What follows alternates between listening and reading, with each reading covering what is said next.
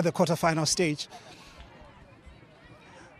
So the process will start for quarterfinal match number 1. We are looking for the first ball, which will provide us with Team A for that draw.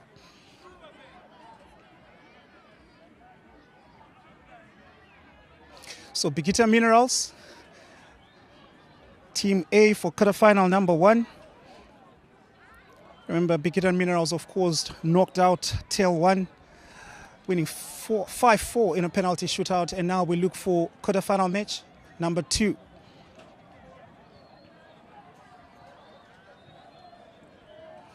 And Team A will be Manica Diamonds, who, of course, knocked FC Platinum out of the competition at the first hurdle, winning 5-3 on penalties. And now for match number 3.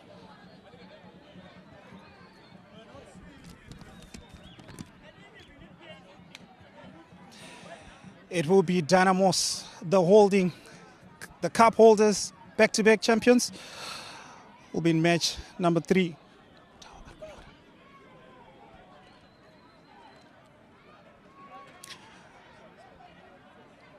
For match number 4, it will be Highlanders, victors this afternoon against the Rentals, winning 1-0. And now we see what quarterfinal match number 4 will give us. And Team A will be Moors FC, who will be going on to meet Bikita Minerals in that encounter.